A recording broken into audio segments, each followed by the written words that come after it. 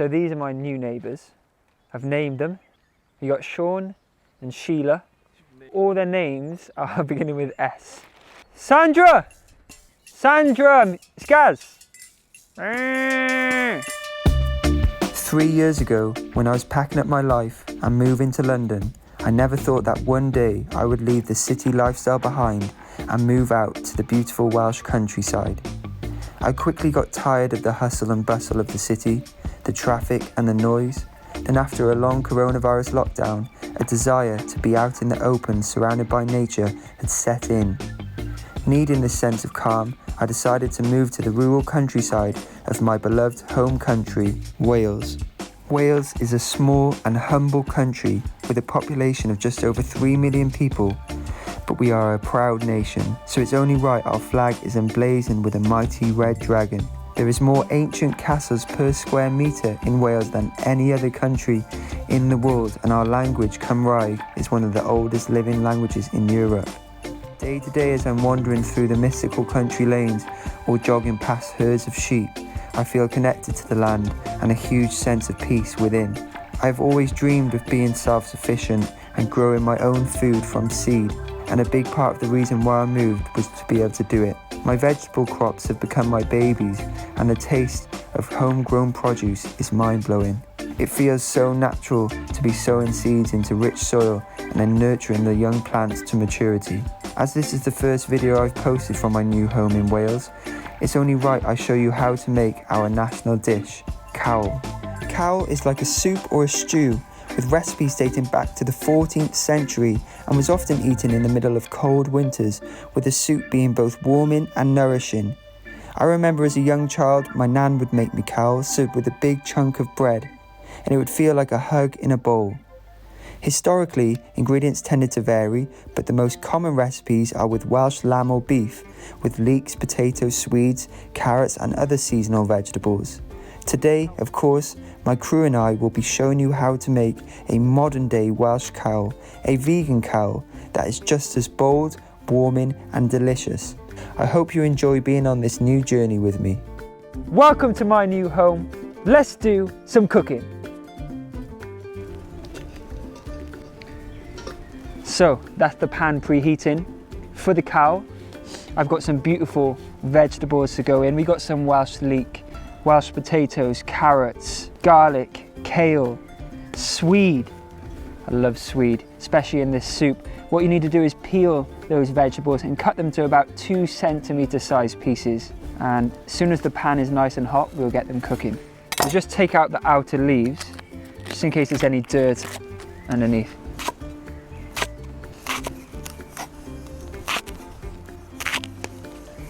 Cutting this leek on an angle just makes it look so much more beautiful when it's floating in the soup.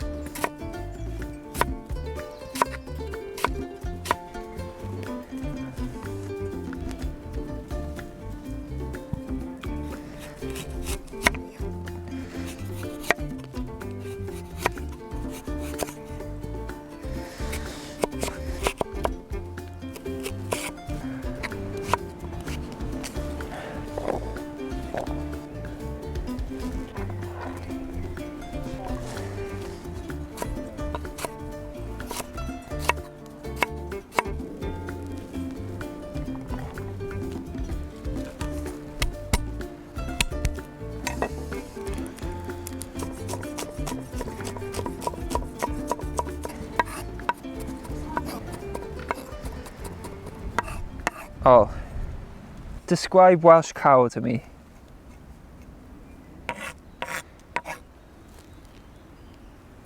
Warm, hearty, and it tastes like someone's mum made it. It is like a hug in a bowl. It's like a warm hug. I need one. So we're going to go with some oil in the pan and we're going to add the vegetables, okay? The leeks first. 3, 2, 1. Uh-oh. It's too hot. It's too hot. This pan's been on there for an hour. Oh, shit. Oh my god. Oh my god.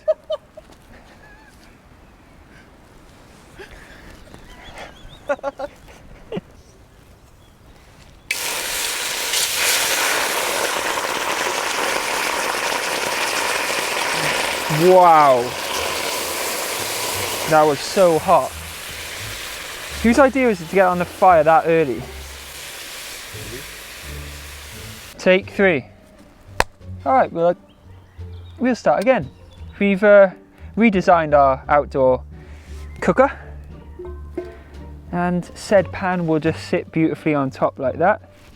This is all new, guys. We are from the city. So, a little bit of oil. Wait for that to get hot. This is lovely though. This is lovely though. Love cooking outdoors, I do, on a fire. Right.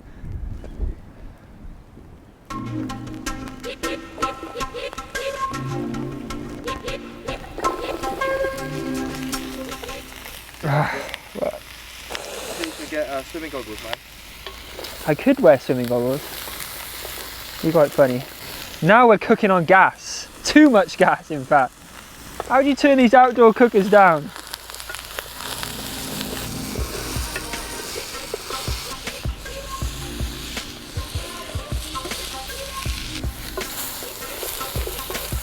So I don't put the potato in right away because you want to cook everything else for a little bit first, because the potato's just going to stick to the bottom and you're not going to get any flavour enhancement from putting in the potatoes early.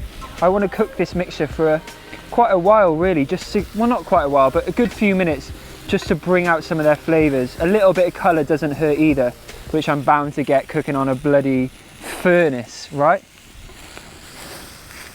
Add some salt and pepper for seasoning.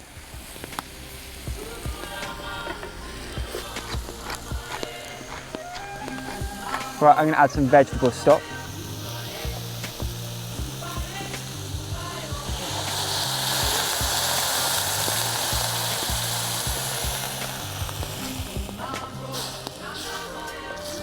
Right, and now that we've added the stock, you can add your chopped potato.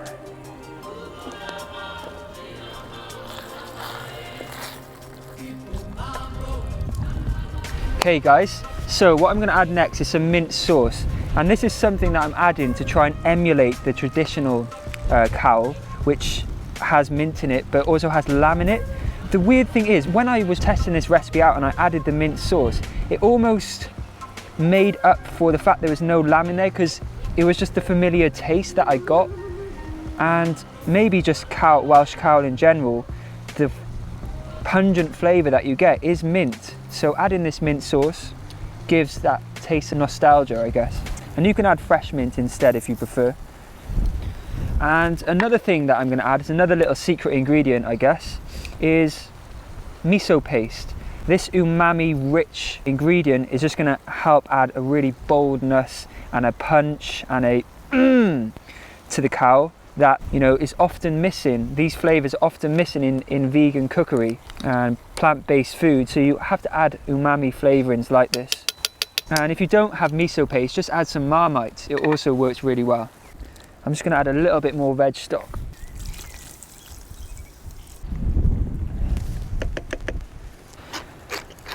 Squeeze in the juice of 1 lemon.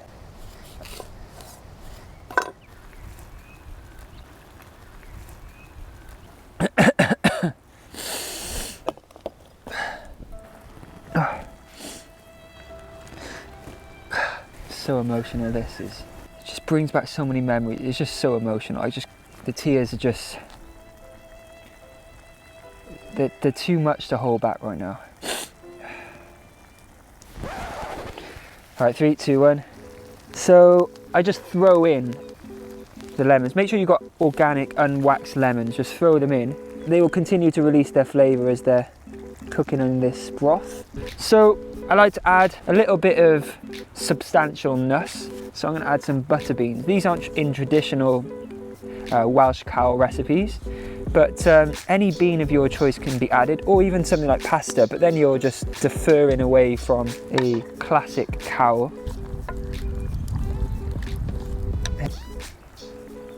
Oh wow, yeah buddy.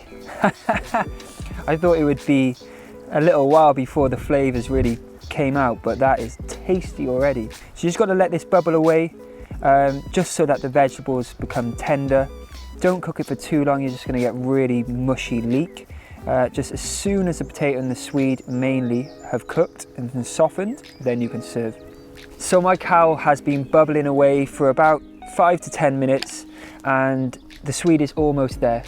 What you need to do, just before serving, so about 3 to 4 minutes before serving, get your kale in, okay? Because if you put this in too soon, it's just going to overcook, and no one should overcook kale. My favourite ingredient. And as I'm in my new place and I'm in the countryside, a dream of mine has always been to grow my own food, and I'm going to keep you in on all of the gardening updates. We're going to get some special guests on the show, some gardening superstars, some gardening celebs, and I'm going to learn a thing or two. There's also vineyards in this area, so I hope to visit some vineyards and maybe learn how to grow my own grapes. So there's lots of fun stuff that I can be doing around this new area. At home, you just want to be cooking your cow over a medium heat. If you have a lid, put the lid on. It just keeps all the nutrients in and cooks things a bit more efficiently. Meanwhile, I'm going to chop up some parsley.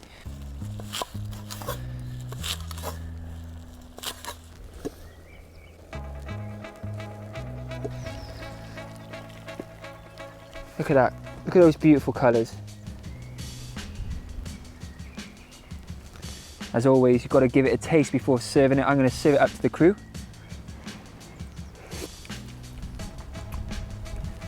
Oh, that is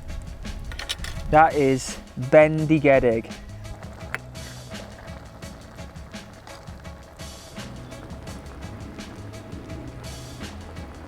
So the only non-Welsh person here right now, we've got Ollie, we've got my sister and myself, but the only person that hasn't tried cow is Englishman, Mr. Tom. Come on in and try. You're an honorary Welshman, actually your granddad's Welsh. I'm quarter Welsh actually. Yeah, so try some vegan Welsh cow. This will warm your cockles up, is that what they call it? Yeah. Warm my what? Cockles. So you want to try and get a bit of everything if you can. Oh, It's quite rich, isn't it?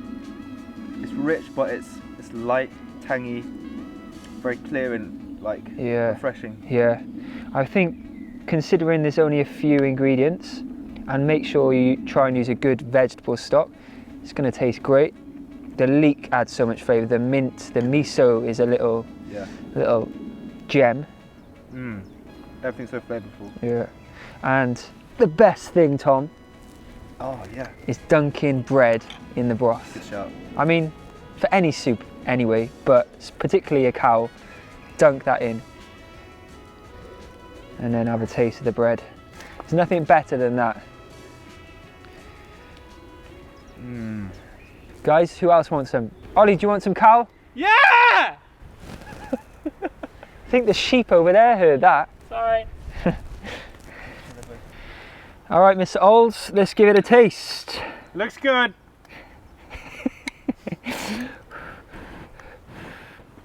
Oh, yeah. There's something so humble about it, right? What? Really good.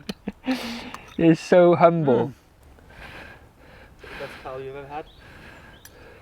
Yeah, definitely. I think our Welsh ancestors watching us cook on this campfire would be just shaking in their graves, because like we tried our best. It's really good. It worked, but I mean just the whole process, right? I'm happy with this. I think it turned out well.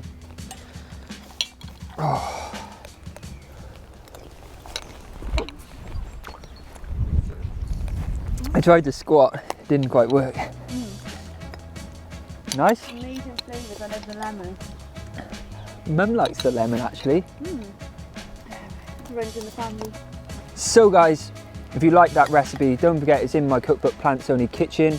Subscribe to the channel, hit the notification bell too, because I need to keep this channel growing and we've got some incredible ideas coming, me and the crew. We are staying united even though I've moved to a new country. Thanks for watching, and I'll see you soon. Look at this view!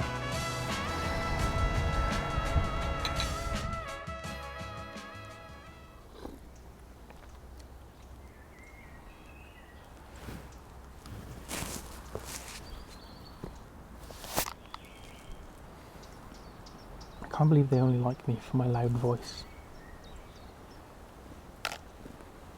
I'm more than just a sound man. I do camera stuff as well. I'm so alone. I like Cal.